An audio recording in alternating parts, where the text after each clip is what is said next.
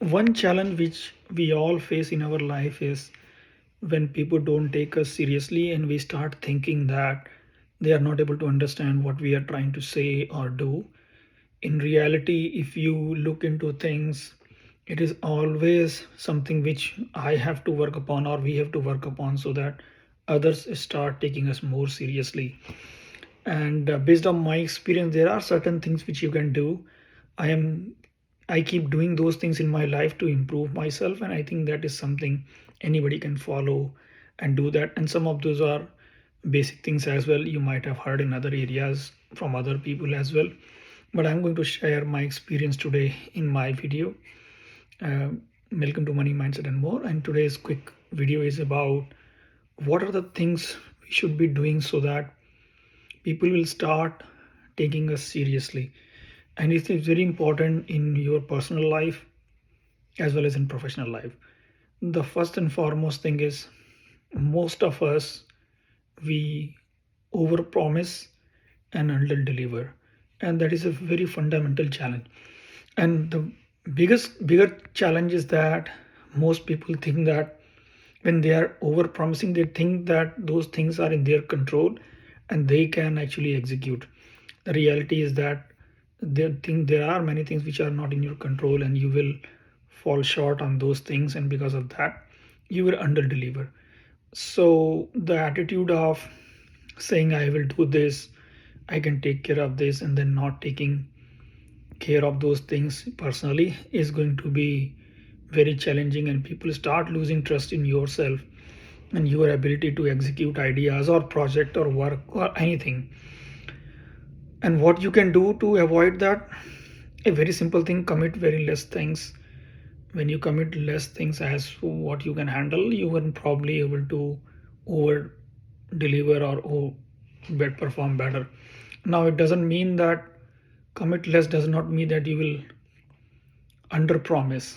It's not about that, it's about promising something you can deliver and then over delivering on top of that. That is something is required.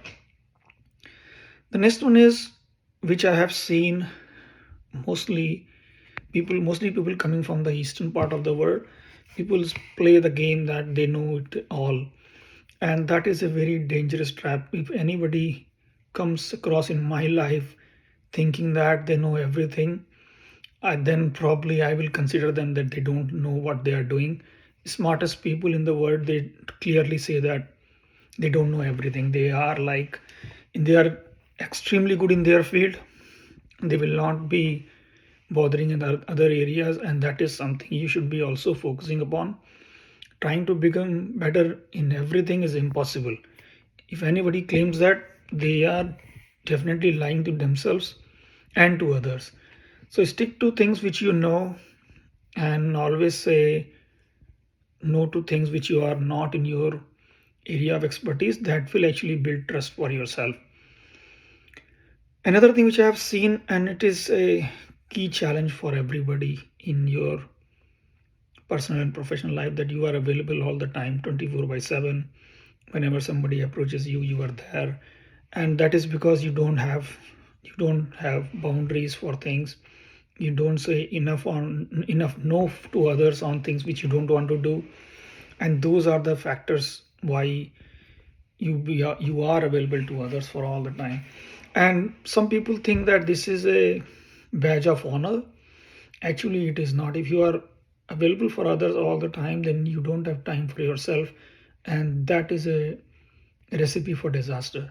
Because if you don't put time for yourself, it's going to hurt you in a long run, from health, wealth, and family perspective. 100% sure. I'm sharing from my experience.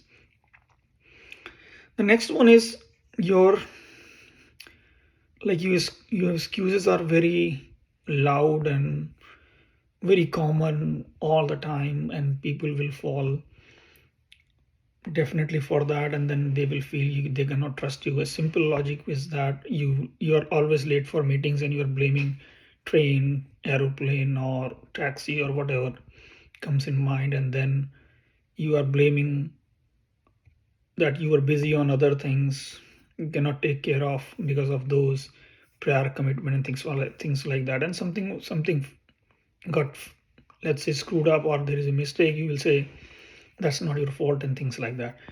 Definitely, these things clearly communicate underlying message that I don't take responsibility for these things.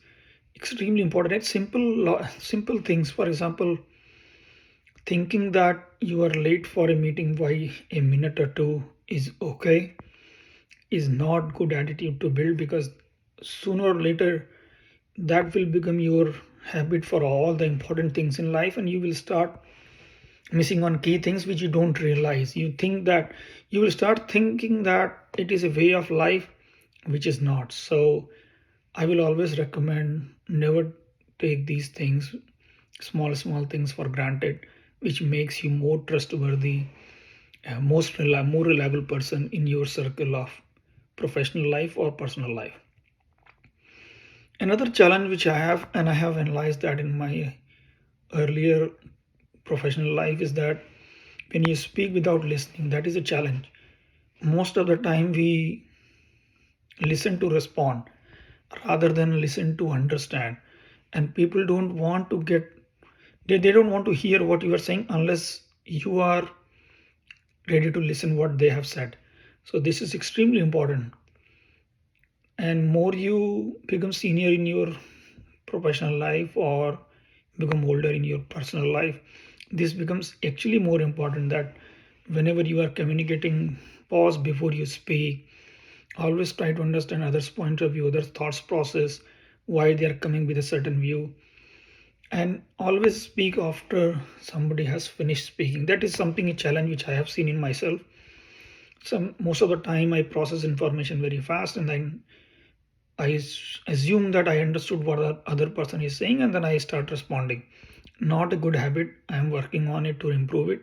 Probably you should be also analyzing yourself. If this is something you should definitely start a process of let other people finish. They might be simply saying something which is very common, very normal for you, but it might be very important for them to say those things to you so that they will feel that they are heard. So extremely important, a good quality to develop. Another one is not building new skills in your life. This is called, obviously you must have heard of, investing in yourself. Most of the people don't invest in themselves after, probably I would say 35, definitely after 40. Most of the people, when they are 40 years old, they don't invest anything new in their life. No new language, no new sports, no music, nothing. No public speaking, no financial literacy, all those things which are very common things to have. And anybody who start learning these things and keep learning in their life, they will keep growing as their earning potential grows and their circle grows. Because the moment you start, let's say, new language, if you start learning new language, you will be able to communicate with people who are in that language. You will be able to understand different perspective. Extremely important. Most people miss that. And you should definitely focus on one of the things in your life, either a new language or public speaking or financial literacy. Best case scenario, all three, but you should definitely do one of these in your life, let's say in this year. And then last one is the body language, which has a very major factor in interacting with people. If your body language is not positive, not confident, it will communicate most of the thing which you are saying in a wrong way. And many research has been concluded that almost 93% of communication is non-verbal.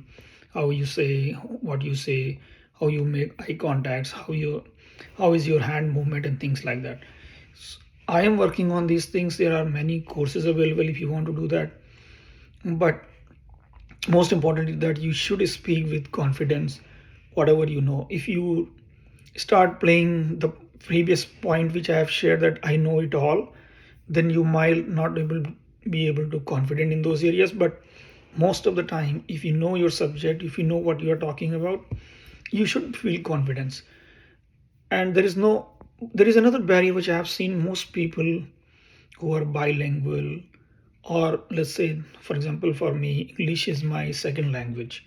So most of the time, people who are communicating in their second language, they always have a challenge of making the words, connecting the dots and thoughts process significantly in the secondary language rather than their primary language. But those are the things you have to work upon, and that's what the skill you need to develop. So rather than not working on those things, you should be actually working on every single day so that you start developing those things in yourself. So for example, for me, I used to think in my native language, and then let's say I translate and then I will speak. There are still scenarios like that where I when I do that, but most of the time now I think in English and speak in English. My accent might be different, but my fundamental philosophy behind it has been changed because of the keep practicing every single day and interacting with people and other things. And you can do that as well. So keep working on those things and see how body language can impact what you want to say. And these things, along with communication, along with your goal setting and others, which I have shared in other videos, help you build a confidence and make others trust you more, or maybe you become a reliable person in your personal or professional life, trustworthy or something like that. These are the things you should develop for sure, as per my experience. Let me know if you have any thoughts or comments. I will love to engage with you. And please like, share, and subscribe. Thank you very much. Take care.